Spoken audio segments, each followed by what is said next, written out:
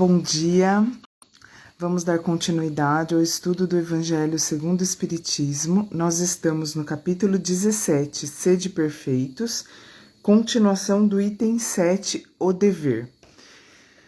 Antes de começarmos, vamos agradecer pela oportunidade de estudar, pela oportunidade de compreender, pelo contato e acesso que temos ao Evangelho de Jesus. Agradecendo aos nossos amigos espirituais por estarem sempre ao nosso lado. Que nós possamos nos lembrar a cada dia que nasce que isso significa Deus nos dizendo: Filho, estou aqui.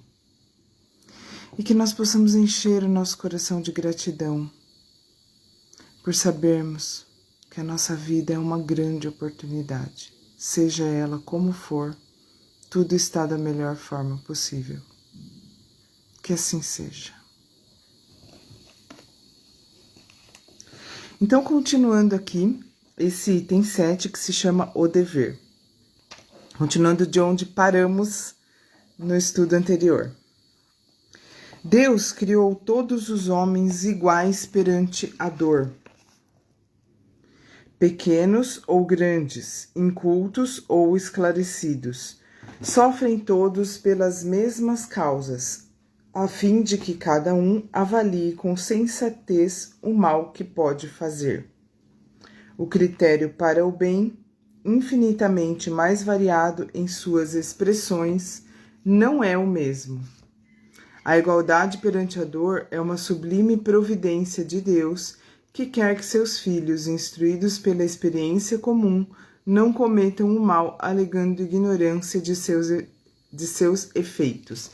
Então, gente, o que está dizendo aqui é que todos nós, independente da nossa situação material, independente da nossa situação financeira, da nossa situação de saúde, familiar, enfim, qualquer... às vezes nós parecemos na ilusão material, na ilusão da vida material, olhando apenas para as questões do mundo material em que vivemos atualmente, dessa existência material que estamos hoje, nós parecemos muito diferentes uns dos outros, né? Parece que alguns sofrem, outros não sofrem, parece que a dor de um é diferente da dor do outro, mas, na verdade, no fundo, todos nós somos iguais na dor. Imagina, a perda de um ente querido dói igual para todos. Como diz o Haroldo Dutra Dias, que eu gosto muito, estudo muito através dele, e li um livro dele em que ele falava isso, sobre a dor ser igual para todos. Como diz ele, pensa numa dor de barriga e veja se você consegue imaginar diferenças entre as pessoas. Nós somos todos iguais perante a dor. E aí aqui no Evangelho, nessa parte que eu li agora, explica que isso acontece. Por que nós somos todos iguais na dor? Por que Deus nos fez assim? A dor igual para todos. Para que nós tenhamos um parâmetro de saber o que é bom e o que é ruim, porque se a gente sente a dor, a gente sabe que ela existe, a gente sabe como ela é, e a gente sabe o que nós estaremos causando no outro, caso a gente faça um mal para ele, porque a nossa dor é igual a dele. Então, aqui é só eu tentar me colocar no lugar dele, só eu me imaginar no lugar dele, que eu vou saber o que eu tô causando, porque eu sou igual. Então, aquilo que eu sentiria no lugar daquela pessoa é provavelmente muito parecido com o que ela sente. É claro que nisso existem variações de diversos tipos, mas no grosso da coisa, a dor é igual. A gente não tem como alegar o desconhecimento para justificar um mal que a gente faça para o outro. É isso que está dizendo aqui. Continuando. O dever reflete, na prática, todas as virtudes morais. Então, assim, o que a gente tem que fazer para ser bom, né? Como a gente já vem falando desde o início desse capítulo, não tem como a gente ser perfeito, apesar do capítulo chamar Sede Perfeitos, não é a perfeição total que é pedida de nós, até porque só Deus tem a perfeição total, né? Então, mas é a perfeição dentro das possibilidades que nós temos hoje em dia, na situação atual em que nos encontramos. Então, o dever reflete na prática todas as virtudes morais. É uma fortaleza da alma que enfrenta as angústias da luta. É severo e dócil. Olha só, o equilíbrio, né? Entre ser severo e dócil. Pronto para dobrar-se às diversas complicações, mas permanece inflexível perante as suas tentações. Então, a vida por si só, ela nos fornece diversas dificuldades, diversas complicações. E através delas, nós temos oportunidades de crescimento. Por quê? Porque é pela nossa reação diante dessas complicações, diante dessas dificuldades, que nós nos mostramos mais ou menos próximos daquilo que Jesus nos ensinou, né? Então, severo e dócil. Então, diante das situações, sermos severos na medida certa e dóceis na medida certa. Ter um equilíbrio. Então, permanece inflexível perante as tentações. Então, diante das complicações, permanecemos inflexíveis diante das tentações. Então, a tentação aparece, as complicações aparecem. Porque quanto mais complicações a gente tem, mais equilibrado a gente precisa ser. Complicações são as dificuldades da vida, os problemas aí que a gente enfrenta na vida, que essa vida é para isso mesmo, né? É para nos testar, é para nos provar e é para expiarmos, ou seja, nos limparmos a nossa consciência de erros cometidos no passado. Então, conforme nós vamos nos depurando, purificando, nós vamos ficando mais próximos, vai facilitando cada vez mais que a gente se aproxime dessa perfeição. Por quê? Nós ficamos mais inflexíveis perante as tentações. Quanto mais a gente alimenta as nossas virtudes e enfraquece os nossos defeitos, mais próximos, mais fácil fica a gente resistir às tentações. O homem que cumpre seu dever ama mais a Deus do que as criaturas, e as criaturas mais do que a si mesmo. É, ao mesmo tempo, juiz e escravo da sua própria causa. O dever é o mais belo laurel da razão, mais belo laurel, ou seja, o prêmio da razão. Provém dela, como um filho nasce de sua mãe. Então, o dever é filho da razão. O dever, o saber cumprir o dever é filho do raciocínio. Não do fanatismo, não das emoções exacerbadas, não do descontrole emocional, e sim da razão. Então, cumprir o dever nada mais é do que inteligência. Quanto mais nós desenvolvemos a nossa inteligência, mais nós temos facilidade de cumprir com o nosso dever como seres humanos no momento atual dessa encarnação e deste planeta. Inclusive, a origem da palavra inteligência significa interelegere, que elegere é escolher. Então, é o saber escolher. Então, eu tenho diversas opções e eu escolho aquela que é mais propícia, que é mais sábia, que vai gerar os resultados, as consequências, porque todas as nossas escolhas têm consequências. Então, eu escolho aquela que tem uma consequência melhor para mim mesmo. Isso e para o mundo. E para as pessoas, e segundo a lei de Deus. Então, isso é inteligência. Então, se inteligência é escolher melhor, e as melhores escolhas são o que nos aproxima do cumprimento do nosso dever.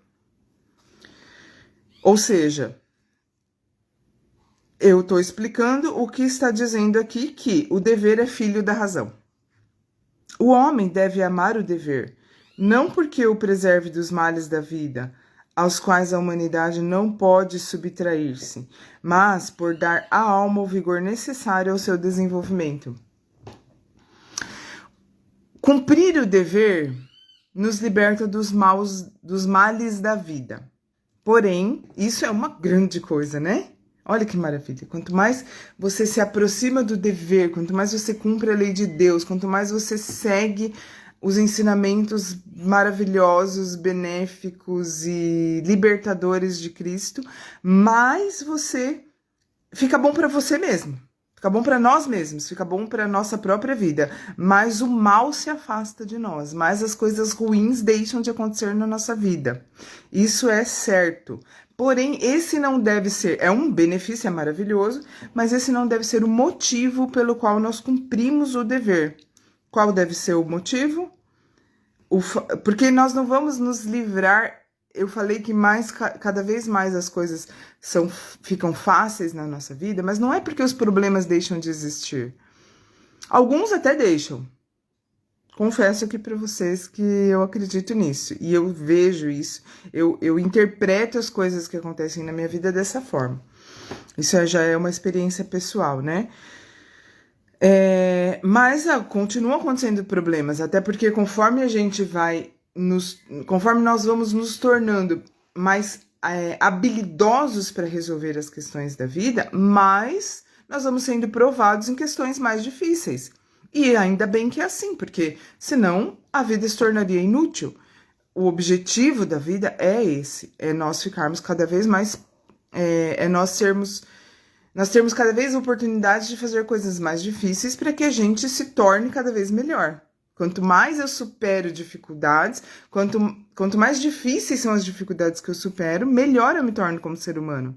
Não é isso? Não é assim na escola? Imagina, um aluno que está no 8º ano do ensino fundamental e ele consegue superar as dificuldades, ele consegue aprender, ele consegue ir bem nas provas, ele consegue aprender e superar esta etapa. Mas ele não passa para o 9º ano, ele fica para sempre no 8º ano. Que graça que tem a vida, que evolução ele vai ter. Ele não vai aprender algo relacionado à próxima etapa. A vida vai ficar, a escola vai passar a ser inútil para ele. Então, a vida é uma escola. Então, é a mesma coisa, né? Então, o que está dizendo aqui? Que nós cumprirmos o dever não deve ser por interesse individual, mas sim porque isso nos dá um vigor para nos desenvolvermos, nos dá forças para o nosso próprio desenvolvimento. Porque a gente vai ficando mais forte, a gente vai ficando mais hábil, a gente vai tendo mais competência para lidar com as situações da vida, conforme a gente vai aprendendo com as dificuldades que vão surgindo. E cumprindo o dever, a gente supera as dificuldades e aumenta a nossa capacidade para que venham outras questões para a gente resolver também, e assim vai, subindo cada vez mais. O dever cresce e se irradia sob forma mais elevada em cada uma das etapas superiores da humanidade. A obrigação moral da criatura para com Deus nunca cessa. Ela deve refletir as virtudes do Eterno, que não aceita um esboço imperfeito, pois quer que a beleza de sua obra resplandeça perante ele. Então, a obrigação moral da criatura para com Deus nunca cessa. Nós não vamos estacionar. Conforme a gente evolui, mais é exigido de nós. Que bom que é assim, que a gente não fica estacionado. Ela deve refletir as virtudes do Eterno. Então, imagina, para eu refletir as virtudes de Deus em mim, eu tenho que evoluir muito ainda. Então, é claro que conforme eu vou avançando passos à frente nessa estrada aí da evolução, mas a estrada continua. Eu não vejo o fim dessa estrada. Eu não vejo assim, eu vou evoluir só até lá, daí já resolvo. Aí, quando chegar ali na frente, naquele aprendizado, acabou para mim. Acabou, aí posso descansar, posso ficar de férias. Não vai acabar. Por quê? Acho que a gente está só um pouquinho longe de ter em nós as virtudes do nosso Criador, né? É claro que eu tô brincando, obviamente. Mas é bom falar, né? Porque vai que alguém não entende isso. A obrigação moral da criatura para com Deus nunca cessa. Ela deve refletir as virtudes do Eterno. Como que eu vou refletir as virtudes do Eterno? Que perfeito! Ele sim é a perfeição plena. que não acreditam, que não aceitam um esboço imperfeito. Então, eu não vou... É como se o meu professor, que é Deus, não aceitasse uma coisa mais ou menos. Ó, ele vai reconhecer o que eu acertei ali na prova, no trabalho que eu fiz. Reconhecer, ó, foi bom essa parte aqui, mas tem que melhorar isso, isso, isso, isso e isso. Um professor que não corrige o aluno, ele não está ajudando o aluno a evoluir, certo? Vamos pensar isso. Que a vida é uma escola, Deus é o professor e nós somos os alunos. Pois quer que a beleza de sua obra resplandeça perante ele. Nós somos a obra de Deus e ele quer nos ver brilhando, resplandecendo. Jesus disse: vós sois deuses. Existe impotência dentro de nós, Deus. Em cada célula, em cada átomo, existe o fluido cósmico universal, que é a partícula divina dentro de nós. A luz de Deus está em cada uma das nossas células, na verdade, em cada um dos nossos átomos. E isso nós devemos fazer resplandecer perante Ele, reconhecendo com gratidão aquilo que Ele nos deu, que é a vida, que é o potencial, a perfeição em potencial guardadinha dentro de cada uma das nossas células, que conforme a gente vai tomando consciência, conforme a gente vai buscando com um verdadeiro... se esforçando verdadeiramente para melhorar essa luzinha divina que existe dentro de nós, vai tomando força e brilhando cada vez mais. Certo? Então, fiquem com Deus. Vamos finalizar por hoje e amanhã ou depois estaremos aí novamente. Vamos agradecer por mais um dia de vida, pela oportunidade, mais uma vez, de falar, pensar, sentir e fazer coisas boas. Que nós consigamos, Senhor, lembrar disso a todos os momentos. Que assim seja.